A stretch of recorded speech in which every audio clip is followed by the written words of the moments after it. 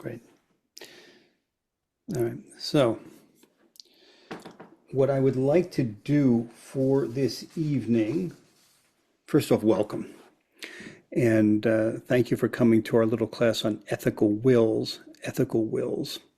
So, I want to start out by saying that we're all used to, probably here, we're used to estate planning of some kind. And estate planning, generally, we do a power of attorney, we do a medical directive, and we do a will. And the purpose of those documents are, a power of attorney. You appoint someone who, in the event that you don't have the capacity to take care of things anymore, you give someone a power of attorney. They can do it in your name. A medical directive lets the medical community and your loved ones know how you want to be cared for, if you should become ill and not be able to make decisions for yourself. And then, of course, the will has to do with essentially distribution of assets at the end of when one passes, and it's all pretty formatted, and we do it and we think about it, and it gets done, and it gets done mostly because someone tells us it has to get done, and we don't want to leave. We don't want to saddle our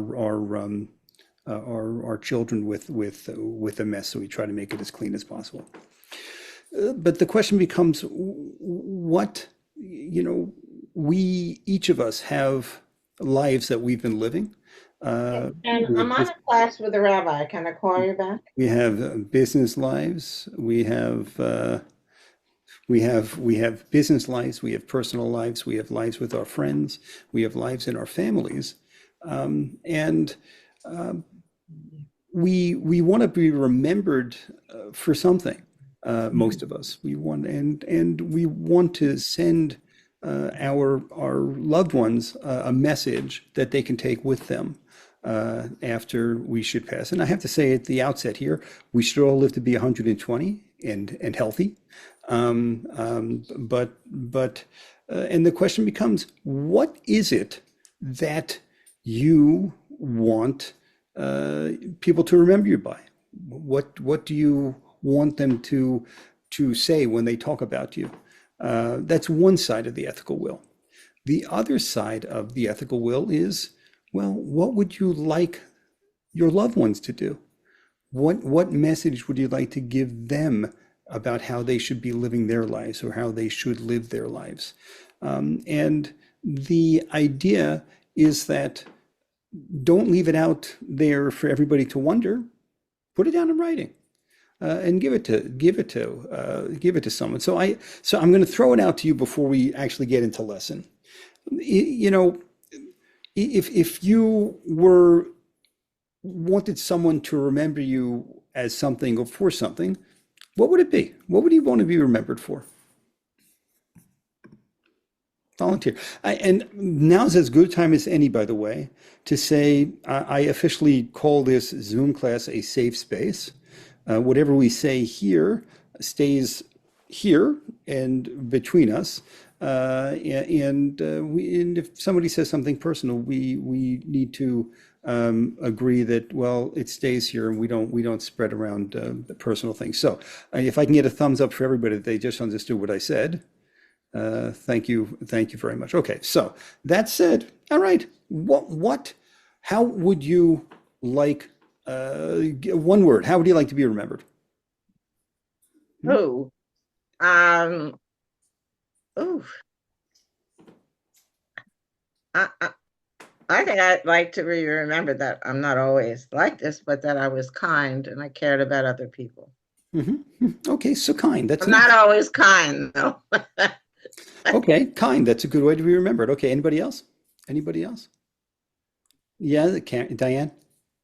Yeah, actually, we played this game once, and my kids told me the one word they described me as nurturing, Ah, and I thought that was pretty good. That's very nice. That's very nice. Okay. Wonderful. I love that. Nurturing, kind, nurturing. Ina, yes.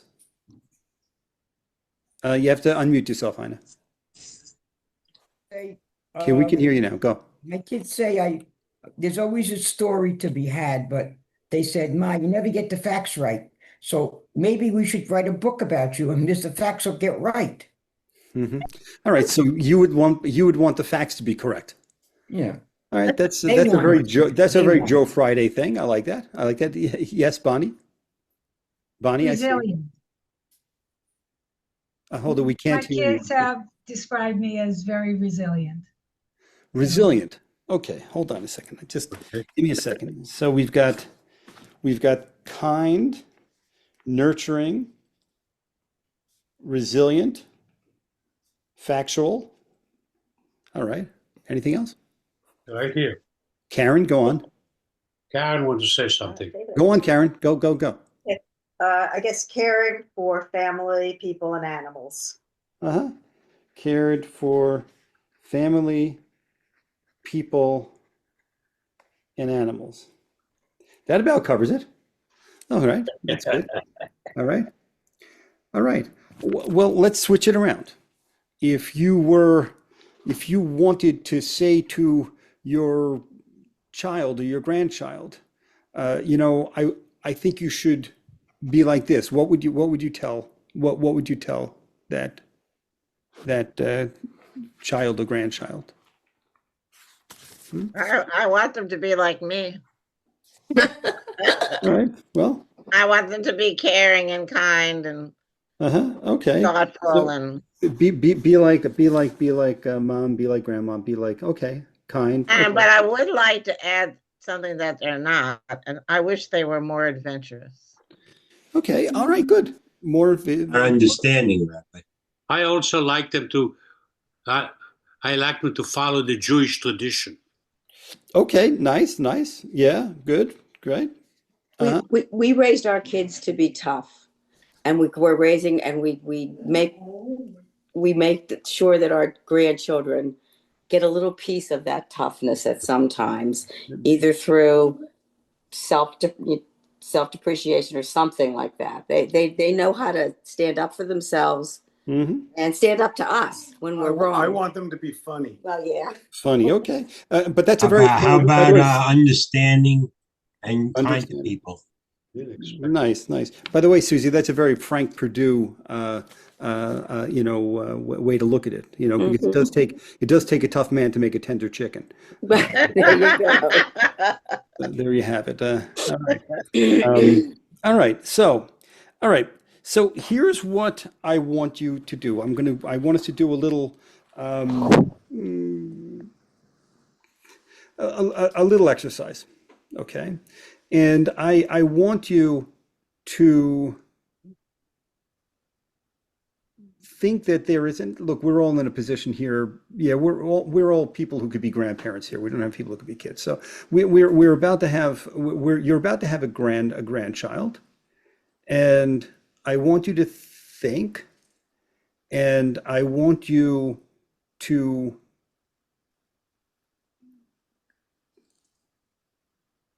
think to yourselves, what are your hopes and dreams for that child? What kind of person do you hope that child will be? And then what kind of a Jewish person do you hope that person will be? Okay? Because we are in a Jewish context here. All right. So what are your hopes and dreams?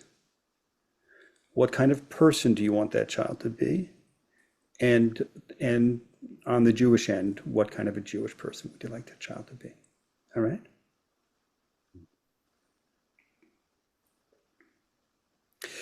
This is a good time to say that there are no right answers and there are no wrong answers to anything. All right? Rabbi, that's hard because at least I do, have grandchildren who are not being brought up in the Jewish religion. So that makes it a little more difficult. But I'm hoping that their values will be those other values of the Jewish religion. then leave it at values. That's fine. Yeah. That's fine. That's good. That's you can't answer a question that's not answerable.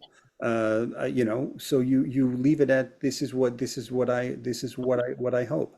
And by the way, Rabbi, I always tell this story how my two grandchildren would come to services with us, and we went to a bar mitzvah in Pine Brook where they met the rabbi there, and they said, "Do you know our rabbi?" Talking about you. uh-huh. So even if your grandchildren are not Jewish, you hopefully they will be they will understand about Judaism. They will respect it. They will have You know what? I'll warm tell you. feelings about it. Yeah, I'll tell you what, Rose. That prompt question should probably be shifted to a you know, because look, most faith traditions have very similar, you know, the value structures are very similar in you know, so you know, I guess you could say to some kind of value structure. But anyway, you don't have to answer that one in particular. So just, so what are the hopes and dreams about the child, and what kind of person do you hope that child to be? Okay, and just jot it down if you have a pen or paper there. Otherwise, they think about it. All right. I would like them to be kind to their children and understanding. Mm-hmm. Sure. Can you hear me? Yeah, I hear you. I hear. Sure. Oh, okay. Yep. I wasn't sure. Kind and understanding. Uh-huh. Right. Okay. Ina? Again, okay. Well, my grandkids, interesting. My oldest grandchild, Matthew, he works for the sheriff's department, and he'd like to be a policeman that does work in community. He wants to help the community Mm-hmm. when he can. He's been going for, I guess he's looking to get a job like in Galloway or somewhere, one of the basic areas to help the people in community.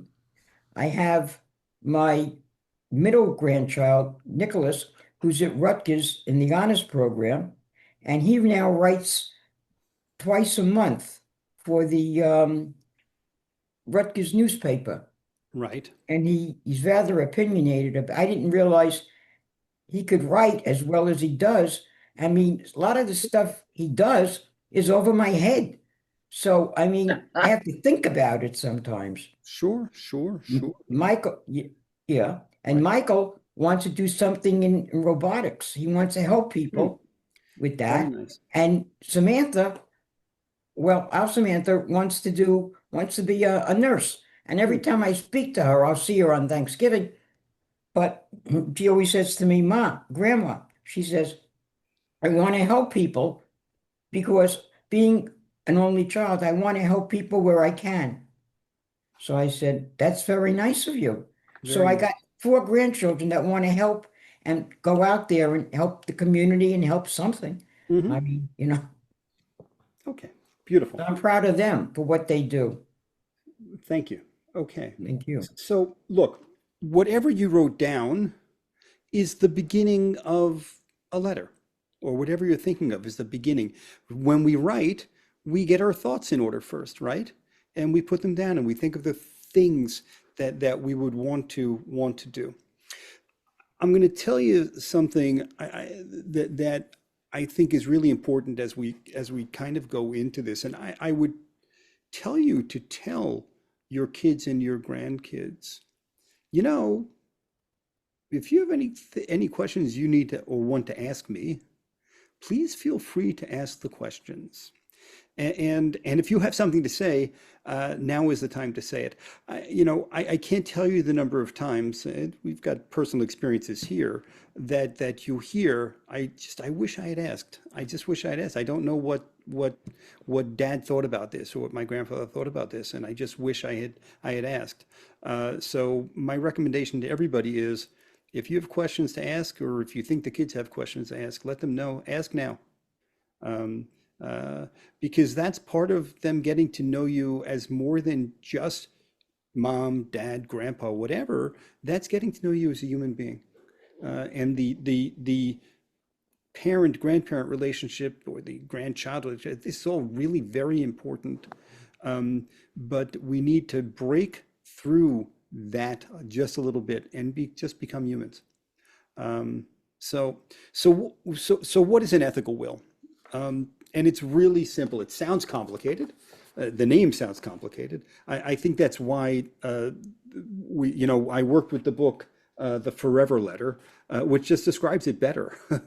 So I would tell you an ethical will is a forever letter.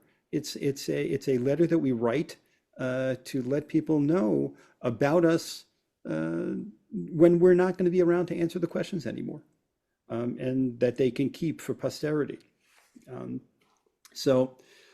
It's actually, believe it or not, it's an inherently Jewish custom to do this. I'm going to go through some examples of this in just a minute. And in starting just before the Middle Ages, the parents would write letters. Jewish parents would write letters to their kids, whatever, about this or about that. And I have some examples that I can read to you later, which I will. It's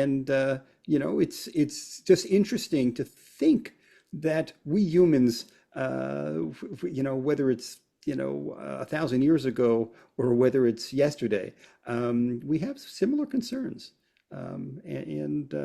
I think this is an inherently Jewish activity because, for better or for worse, we've always been people who write. We are the people of the book, and part of who we are and what we've been is that we needed to be able to study Torah. And in order to study Torah, you need to learn how to read. And once you learn how to read, you have to write. And so it's like in the genes going way back, way when. Okay. So just to let you know that. So I'm going to pull up some things because, believe it or not, we can find these in the Torah. We can find in the Torah some ethical wills.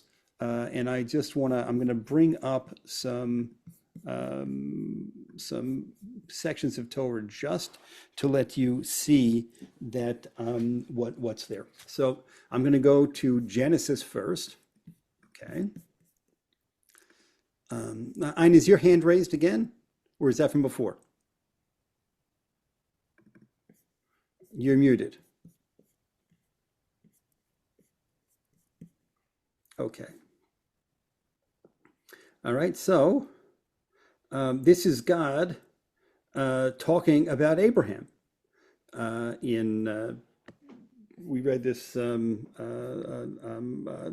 couple of weeks ago, and it's God talking. It says, "I have singled Abraham out because I want him to instruct his children and his legacy, his posterity, to keep the way of God by doing what is just and right, in order that God would bring about for Abraham what God promised to Abraham."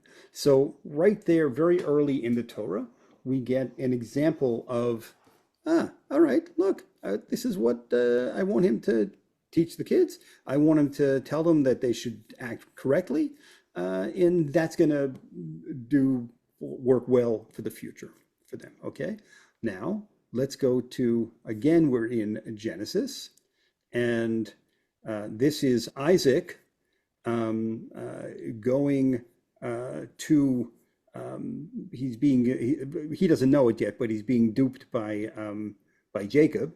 But as he's there, he says, he goes to him and he says, my son, you're here. And he says, "May God give you of the dew of the heaven and the fat of the earth, of the abundance of new grain and wine. Let people serve you, let nations bow to you. Let you be a master over your brothers, and let your mother's sons bow to you. Cursed are those who will curse you, and blessed are those who bless you." So Isaac gives an an ethical will, a blessing, something. This is what I hope for you in the future. Okay? Example. Okay. Next example. We go to Jacob, who blesses his children, and he goes through the entire list of 12, and he tells them what he thinks of them. And it's not always, Not always very nice, Rabbi. what's that? No, not Not always very nice what he says. much of it about is not, right? So Benjamin is a ravenous wolf, he says. In the morning he consumes his foe. That doesn't sound good. That is the last of the instructions. And after he's finished with Benjamin, because that's the last son, he instructs them. He said, here at 28, he says, all of these he blessed, he spoke to 12 of them, and everything that we had gone through before is what he said to them. He bade them farewell. He addressed each of them with a parting word appropriate, and that was that. And that's, again, that's the idea of the ethical will. Let them know everything. Let them know what you're thinking ahead of time. By the way, a bit of warning before we go any further. There are two traps that we get into when we do a letter like this, okay? One is admonishment. I don't want you to do this. You did this. You don't smile enough, or whatever it is, and you have to be careful with that, because you don't really want to be overly negative. You want to give a message, but it's got to be careful. And so you have to pick your words carefully. That's number one. And number two is the other trap that people fall into is, I wish I had done this. I wish I had done that. And I failed at this. And you go through a list of negative things. And that's for your therapist. That's not necessarily for the kids. I mean, look, you could say where you had failures that you might have done better, but to go on a long list of I wish I had done that, or this didn't work out, not really the purpose of the ethical will. Okay, so just there. Now, and also, by the way, if you think, no, I really do want to do that, that's good too. But my suggestion is I wouldn't go there. Okay, so now at the end of the book of Deuteronomy, this is Moses. Moses goes to, he essentially in the entire chapter of 33, he again gives blessings to all of the tribes. And then he says he's much nicer than Jacob was. If you take out Deuteronomy 33, it's a nice read. But at the end, he says, look, God is a refuge to you. God will support you. God drove your enemy before you. And if you pay attention to the laws, you'll dwell in Israel safely, and everything will go well with you. And that's that. So the Torah is full of it. And then the last one I want to show you is interesting. It's David talking to Solomon directly, not, and it's at the end of David's life. Remember, Solomon is his son who's going to inherit. And he's very specific. He says, I'm going the way of all earth, and you will be the man in charge. And you have to act with determination. Keep the laws of God, walk in God's ways, follow God's laws and the commandments and the rules and admonitions as is recorded in Moses' teachings in the 5 books. And if you do that, you'll succeed in whatever you undertake, whatever you do, and wherever you turn. And God will fulfill the promise that was made to me, David, that if your descendants are scrupulous in their conduct and they walk with God, that my David's line will continue forever. There's a little self-serving piece here, right? Do this so that my name continues. And then he goes and he gives him a bunch of very specific instructions. Further, know what Yoav done, what he did to Avner and to Amasa. He killed them. He shed their blood. So act in accordance with your wisdom, and see to it that, and this is a great turn of a phrase where he says, see to it that his white hair does not go down to hell in peace. That's a very specific and directed thing. But he tells him to act graciously to Bartzali because they treated him well, but to treat Shimei take care of him. He says that I promise not to kill him, but that doesn't mean that you can't. So he tells him, "You deal with Shimei as you want." And this is his ethical will. All right. So going back to Torah. All right. So now what I want to do is I want to go and we're going to go through some additional writings so that you could see examples of what's there.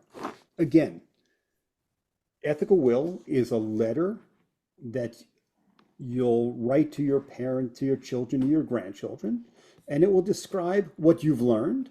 It'll describe the lessons that you hope to pass on, and it will it's what you want to give to the future generations.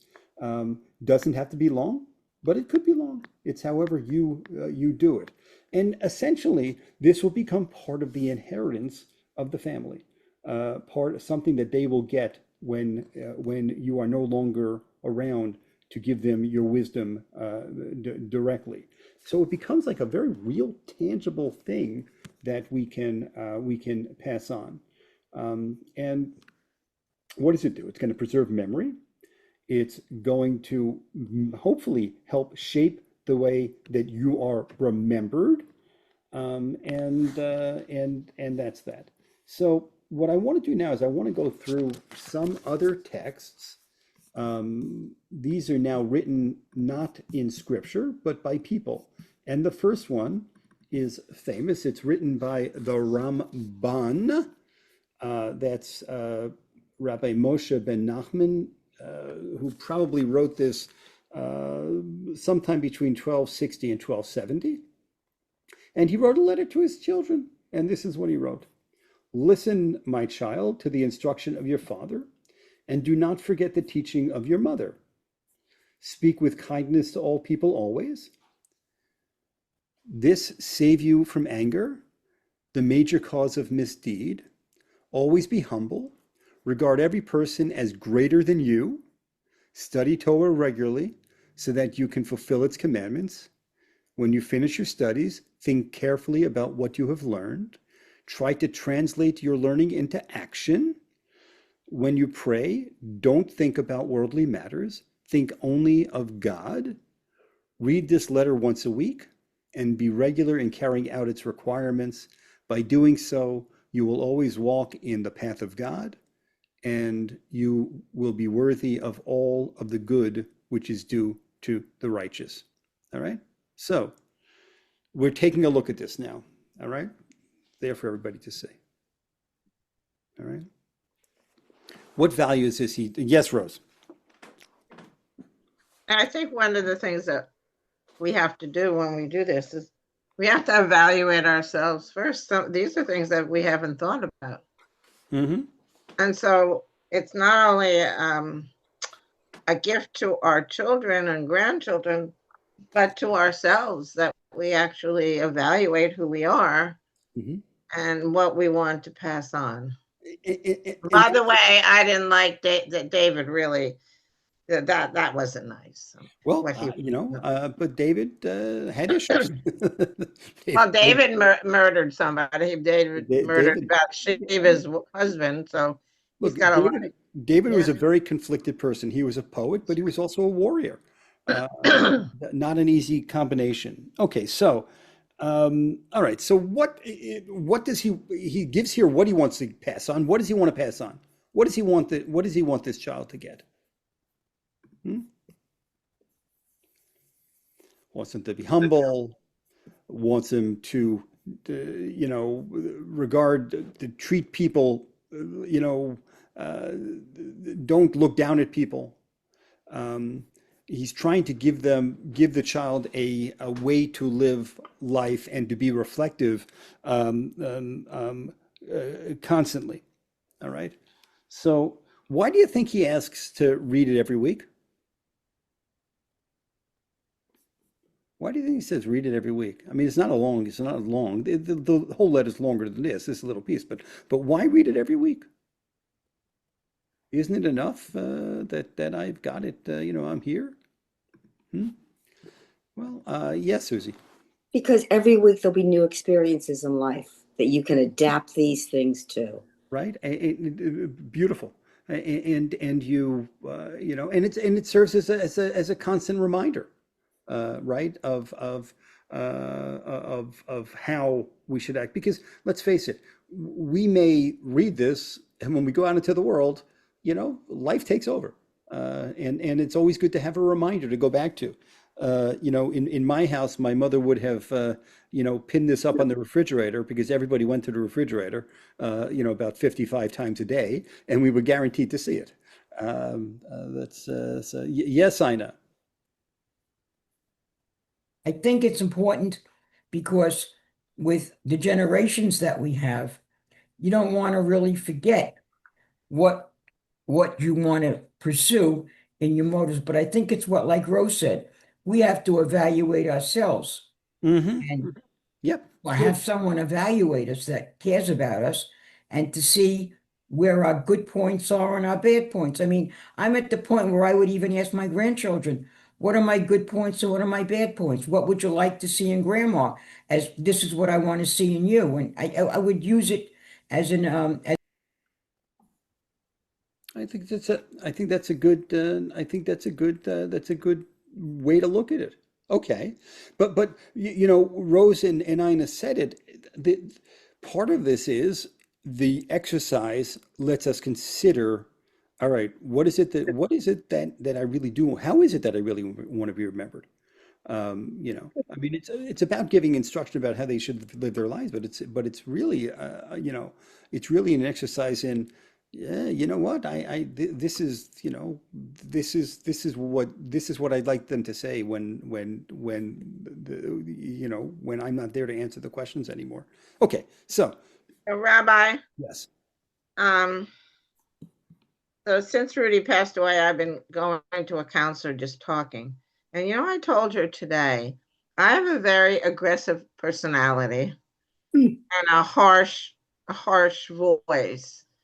When I say Kaddish for Rudy, my voice changes. Mm-hmm.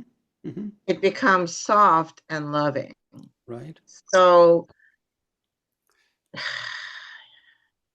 I'd like him to say that some of the things that we do as Jews have meaning, that they're important, that we shouldn't just throw them away because we're not, because, oh, that's what they used to do.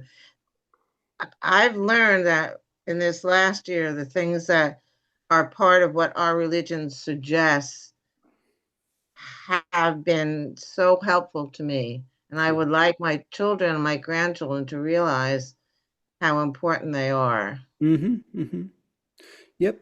That's good. I mean, this is part of it. But by the way, a question a prompt I often give to folks who are saying Kaddish for the year is to consider that the Kaddish on day one is different from the Kaddish on day 180, which is different from the Kaddish on day 300, and be mindful of that. The cadence is probably the same, but your emotions are different, and so anyway, good. All right, now look at what the American Jewish mother writes to her children.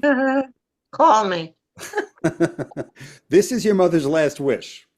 After I am no longer with you, you should always be together, be healthy and happy, and of what is left in money, I want you to share equally and with each other.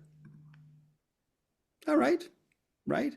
That's this mother's perspective, and yes.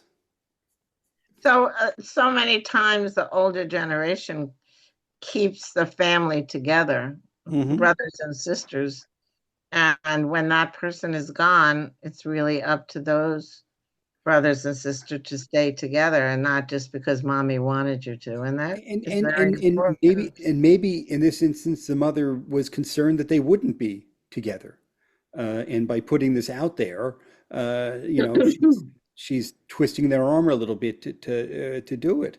And maybe she recognizes that, when if somebody found $1 in the house, this one grabbed it and wouldn't, and it was theirs, finders keepers.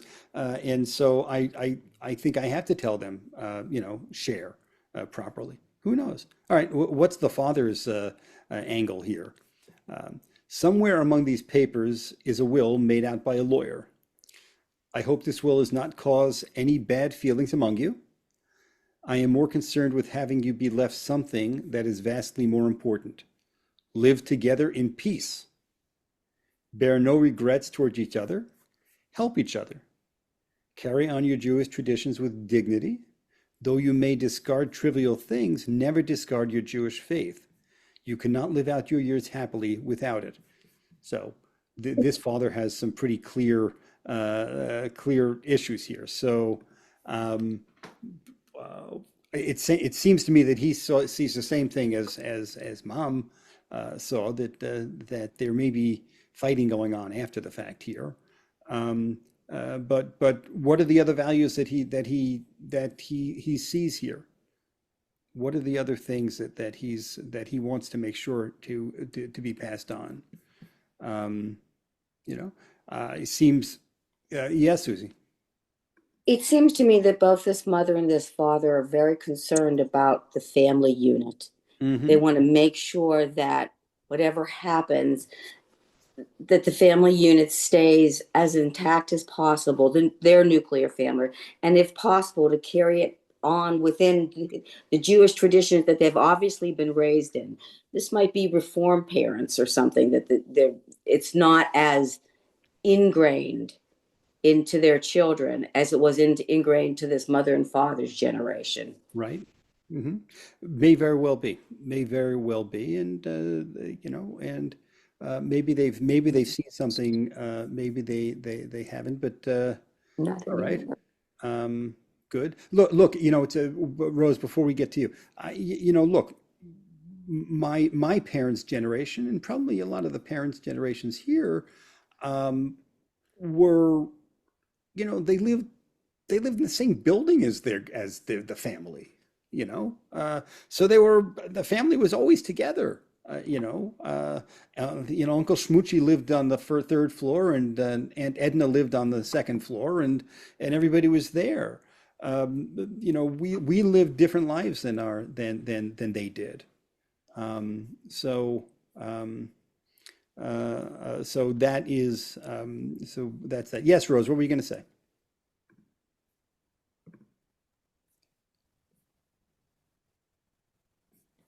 Hold on, I'm going to unmute you, Rose, because if you've been talking, we didn't hear you. Okay. I said, Robert, you probably could be a grandfather. But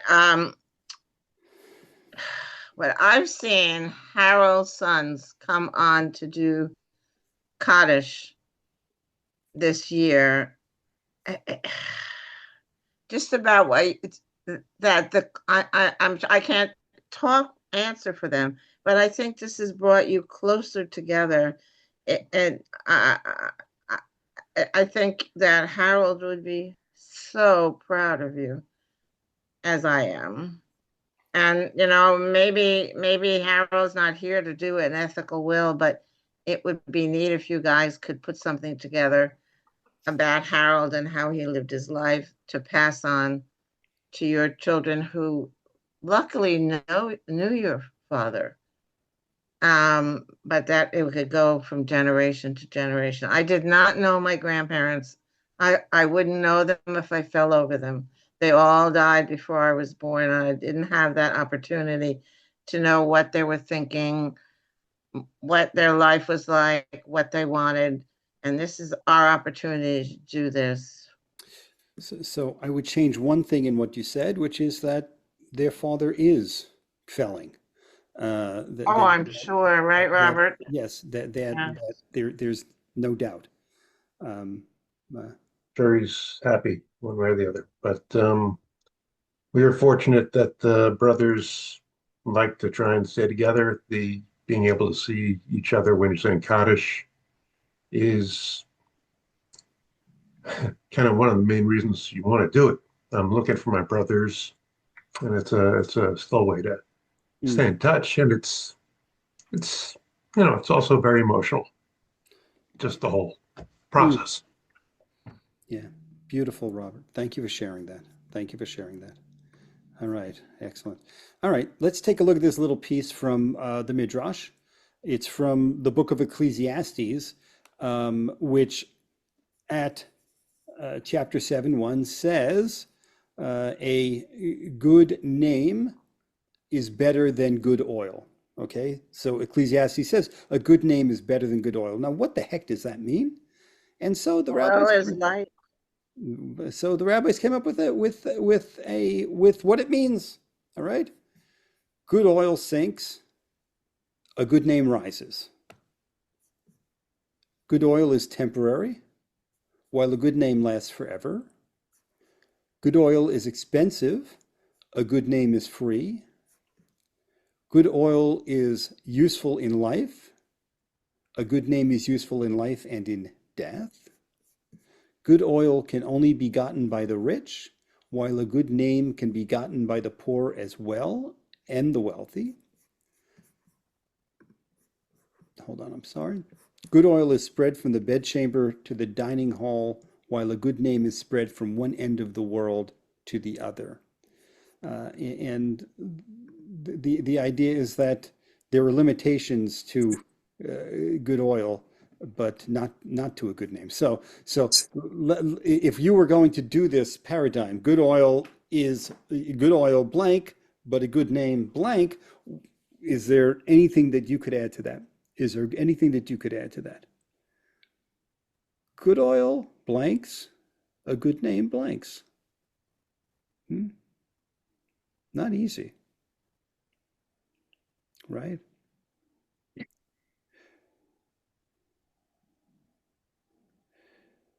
I'd say that a good oil can go bad, but a good name can't. A good name can't, right? Because good oil can get rancid. God knows I've had it. But if someone's got a good name, it's pretty hard to destroy that. You can do it yourself, but I'm talking after the fact here. So good oil can bring light, but it's only temporary. Yep. A good name lasts forever. Right. Okay. Anybody else have something like that? Anything interesting? No, not an easy exercise necessarily. Okay. Of course, I would say it depends on the oil, because if it's a seed oil, fair. But if it's a good olive oil, there you have it. Yes, Ina. We were friends with these people from Edison when we lived there, and they now live in Cherry Hill. The woman calls me up, and her name is Arlene Lieberman, and I said to her, "You don't sound very good, Arlene. Is something the matter?" She says, "My sister died 3 weeks ago." I said, "Oh, I'm sorry." I said, "My condolences to you and your family."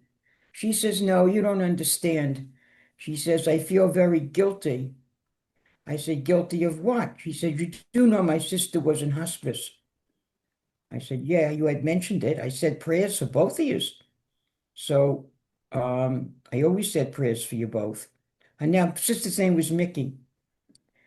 And Mickey has 2 children. I think the son died. The daughter is still around. Randy is still around. She lives in Florida. And she has her own children now. And Marlene says to me, I reach out to Randy and I ask her how she's doing. And Randy says to her, Aunt Arlene, she says, "I feel very guilty for the way I treated my mother." I said, "How did she treat her mother? She was always a good daughter." She said she was a good daughter until her mother lost her memory and her mother didn't recognize her anymore. So she decided, because her mother lost her memory, she just had no point of visiting her. So the guilt was laying on her, Right. And I said to Arlene, are you guilty because you never visited your sister either? And she says, Ina, that has a lot to do with it. Uh-huh. I didn't realize visiting somebody that's in hospice would make a difference. But she says, I don't know if I would feel any differently if I visited her or not, because she won't even know if I'm there or not. Right. So it's a very strange world of mice and men, and it Right. puts you in a very awkward position. So So I'm going to make a recommendation to everybody. If you're wondering whether you should visit someone, visit.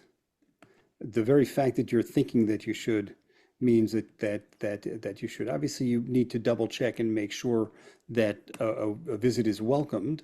But if you're thinking that someone should be visited, even if they're in a memory care unit, you should go visit. Those visits are not always easy, but they're not. But they make a difference, and we really don't know what what the person who's there is fully understanding, but they do understand that you're there. Okay, so the next one is from Shalom Aleichem.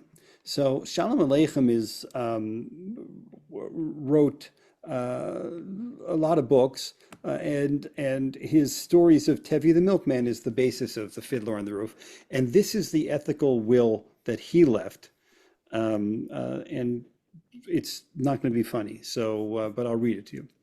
Wherever I may die, let me be buried not among the rich and famous, but among plain Jewish people, the workers, the common folk, so that my tombstone may honor the simple graves around me, and the simple graves honor mine, even as the plain people honored their folk writer in his lifetime. My last wish for my successors and my prayer to my children: take good care of your mother, beautify her old age, sweeten her bitter life, heal her broken heart. Do not weep for me. On the contrary, remember me with joy. And the main thing, live together in peace, bear no hatred for each other, help one another in bad times, think on occasion of other members of the family, pity the poor, and when circumstances permit, pay my debts if there be any. I like that. Children, bear with honor my hard-earned Jewish name, and may God in heaven sustain you forever. Amen. So that's Shalom Aleichem way of giving something to his. All right. So these are some examples. I'm going to give you one more example, but then we're going to go into some prompt questions and some ideas in an appendix from the Forever Letter book, which I can send to you. And that will actually give you a pretty good starting point of where to go, which you can add to whatever you may have jotted down already. Does that sound like a plan? Yes. Okay. Hold on one second. So, okay. So here's where I want to go. Okay. No. Okay. So I just kind of love this one. This one is early. It's probably from the 1100s, and this is a letter that Eliezer ben Isaac of Worms wrote to his son, and it goes like this. It's a little what's the word I want to use? It's a little saucy at the beginning. My son, when you are aroused from your sleep at midnight, engage with your wife in holiness. Do not desecrate your mouth, even in playful jesting. It is certain that you will be held fully accountable for every exchange between you and your wife. Be most careful to cleanse your body and to build a place for your soul that she may remain beloved and dear. Be careful to visit the sick, because the visitor diminishes the illness and lightens the burden. Be trustworthy with every person. Do not reveal a person's secret when you have dispute with him. Do not eat meat that is still steaming, whether broiled or boiled, and do not eat food cooked in a pan that has not been cooked in for 30 days. most of it seems practical, right? You got to love Eliezer of Worms, um, and now, my children, listen to your father's advice. Know that you have been contrary since the day we met. You neither listened nor remembered the good I did for you. Your behavior and your business practices have caused me anger, sorrow, and pain. You despise me. Furthermore, none of my paths are followed. My recommendation is steer away from that if you can. All right? I would steer away from that. Not going to get you anywhere. All right? And now I just want to shift it into all right, let's take a look at ways that we can do it, and ways that we can start to do it. Okay, so I want this one right here. Okay, so, and again, I can send you this. I always tell everyone, I send pieces of books to people. All right. My preference is that if you can find the book, this book, I see, Howard, just give me 1 second. I'm sorry, I just saw you this second. If you can find the book, this book is not in print as far as I can tell, it's on Kindle. If you can find the book, buy it, donate it someplace, because I don't really want the author not to get the royalty. But you may not be able to find this book because I couldn't find it. I did find it on Kindle, but I don't use Kindle. But at any rate, so I'm going to share this. I'll email it to everybody here. So that you'll have these prompt questions. It's a good place. It's a good place to start. Yes, Howard. I'm sorry.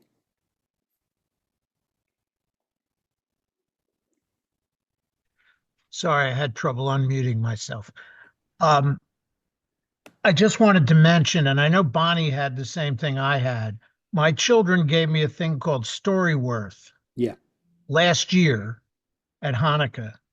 And I've written 47 stories so far. And my children read them after I post them online, and they react to them, and it's caused some conversation and all sorts of things, and they learn things about my life that they never knew. It's just been a very interesting thing, and I highly recommend it to anybody that would be interested in it. Yeah, that was actually going to be the last thing I did, but that's a great commercial for it. Now we don't have to do it. I sent it. I sent it to a friend of mine. I have a friend who likes to do a lot of talking. I said, so I sent it to him. You have so much to say here, and it's been a blessing for him and his family. So great. Thank you for that. Yes, it's perfect. And it's a lot of, by the way, it's a lot of work, right? It's a tremendous amount of work. I let them build up till I have 3 or 4 and then do them all in a half a day or something. Right. But it takes a lot of thought. I don't always respond when I see the questions that they ask. Right. It gives you the opportunity, if you want to write a story from scratch, where you can write something like this ethical letter as at some point on it. And at the end of the year, they bind it together and make a book out of it. Exactly. Beautiful. All right, thanks. Yeah. Rabbi Karen wants to say something. Yes, Karen. Hi. My kids want to do an interview with us, and they plan to record it. So we're doing some preparation for that. That's a great idea. As long as we're giving ideas, one thing that I did with my parents, which was really a blessing.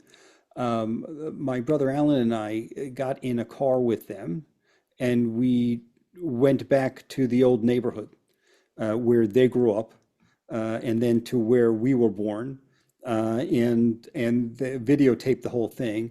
And they told stories of what happened here, what happened there. We passed the synagogue where they got married, but not the courthouse where they almost got divorced.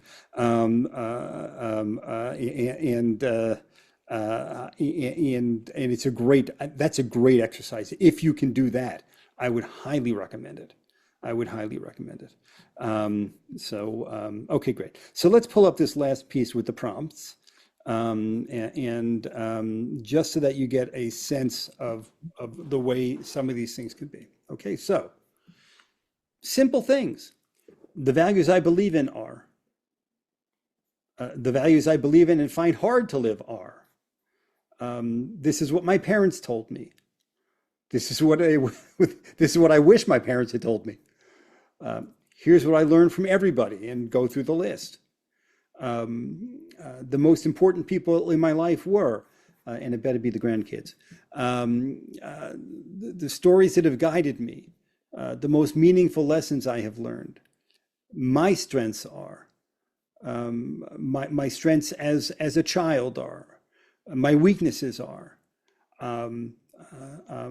The most powerful gift I can offer is this. Here are my personal challenges and struggles. I've tried to live up to my ideals by doing X. I've fallen short of my ideals by doing Y. What I most want to tell the people I love about me, what I most want to tell the people I love about them. I love you because these are your strengths. Here is what you taught me. My hopes for you are, as I review my life, I regret. As I review my life, I'm grateful for. So it's continues, and then she provides a series of questions that you can ask, that you can ask yourself, and that's not quite in the Storyworth vein, but close enough. Describe a time in your life when an important value was formed. Why is this value important to you? What is the most precious gift you ever received? What are your top 10 values? What organizations do you belong to and why? The JCC better be on the top of that list. What values do you want to share with other people? What are the 10 most important objects in your life?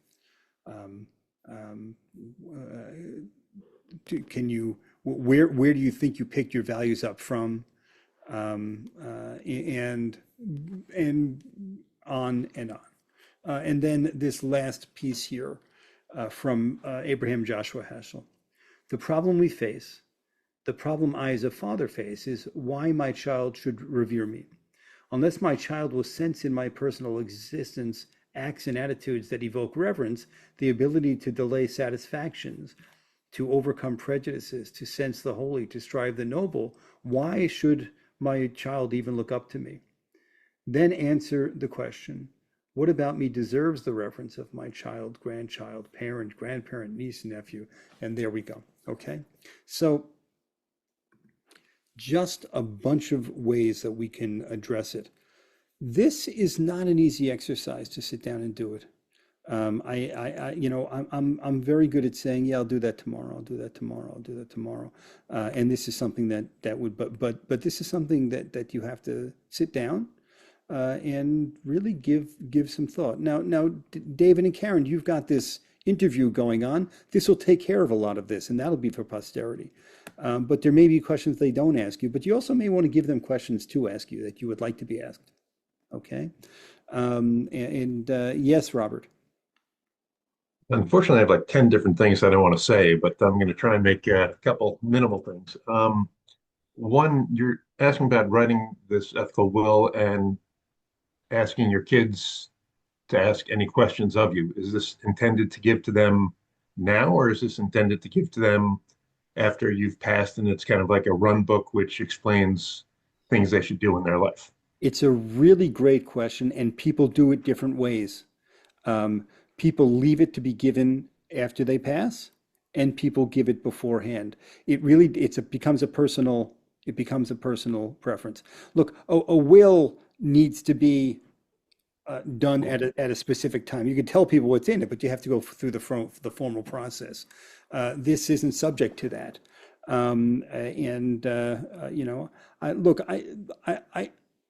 I would have a very hard time after writing it not giving it and looking for reaction. But I have a sense that when push comes to shove, I'm going to try to write it and then rewrite it and then rewrite it and leave it for after the fact. And maybe there are things in there that I want to talk with Sam or with Miles or anybody, beforehand. But my sense for myself is I'd probably leave it to be opened later. Yeah, right. But that's just me. Yeah. Anything? What else? Do minor things. I guess for my dad's 75th birthday, we bought him like a dictation software, and it did not work on his computer as well as he would have liked. And it got very frustrating, and it ended up just being put aside and not being looked into. And unfortunately, it's something that I wish we could have gotten working or had additional stories other than what we remember. Girlfriend and her family had actually recorded and gone through tons of stories and had written a book and had the book passed out to each of the family members so that they would have something to remember their mother by and things along that line that has history and things along that. Probably have more, but I think I'm taking up enough time. So thanks. Great. Stanley, before I go to Robert, thank you so much. Stanley, before I go to you, my maternal grandfather, my grandpa Sam, he wrote an autobiography, and this was a man who didn't go to school, and at the about 10 years before he passed away, he wrote a book, and he called it "Where There's a Will, There's a Way," and it went through his life journey. With little snippets in it about this and that. It's very nice. It was really very nice. Stanley, yes. Last week when Warren Buffett wrote his farewell letter, one of the things he said in the letter was, "You can never be perfect, but you can always be better." Nice. I like that. Isn't that great? Yeah. Yeah. Be pretty hard to get his indexes to perform better, though. That's the but okay. Wonderful. Anything else from anybody? All right. So I hope that we've given you ideas for what to do. I hope it sparked something in some of you. I know that some of you have already been on this journey a little bit, but remember, this whole thing started. For me, it started with Yizkor. And what is Yizkor, and what is the purpose of Yizkor? We say prayers for those who we've lost, we think the things we think. But two things happened as I was sort of pondering over it. One is, what would they wanted us to think about them? But then that really sparked in me this idea of, well, hold on a second. What do I want? What do I want my descendants to say about me when all's said and done? We obviously don't always have control of that. But for instance, I never would have expected my daughter's nickname for me would be Moish, and that she would have all her friends calling me that. But there you have it. That's who I am. Say one thing, Rabbi. Yes, Sil? It's Sil. We should have never shared that, Rabbi, because now. Thanks, Rose. Sil, what were you saying? I didn't hear you. Yeah. Well, I just wanted to say that many years ago, Sherry gave me a book, that Storyworth book, and she wanted me to write in it. And I did a couple pages and maybe a couple hundred pages, I don't know. But anyway, I stopped, and then I stopped doing it. And now you brought it back to me. I should do it. But now I can't really do it because I can't see and I can't write because my hands are deformed. But now it came to me that I really could still dictate it Sure. before I lose all my marbles. And I really should do that. And I'm going to do it because it gave me the impetus to do it. Thank you. And we'll all look forward to the finished product, obviously. So thank you for that. Thank you. Yeah, But excellent. Rabbi, I just wanted to tell everybody to do it now before you can't. Thanks. I just realized from what people are saying is on Joe's birthday, we used to take a Joe ride to all the places that he went to. And I have the pictures on my phone, and that's where they are. So I think I'm going to pull them up and put something together with a little explanation of, his dorm at Rutgers and the landmark. Rob knows what the landmark is. And all the things that he did. There's a little Joe Valentine tour. So I'll put it together. Very nice. Right. Well, I want to thank everybody for being here. I do want to especially thank Diane and Wax for making sure that programming is there, that programs like this and the Surflight on Sunday get done. It's an important part of community, so thank you for making sure that doesn't. And there we have it. Okay, folks. Yes, Diane. Muted. Yeah, I just also want to tell you, we just arranged, Cantor Geller will be talking in February about how a nice Orthodox a nice girl who was raised totally by Orthodox parents became a conservative cantor. That's a great That's a great story, yeah. that's a great conversation. Yeah, so we have some really good speakers coming up. I want to thank Rabbi Jay. Well, thank you. You Thank too, you all Rabbi. very much. If anybody has any thoughts or comments after the fact, you know where to find me.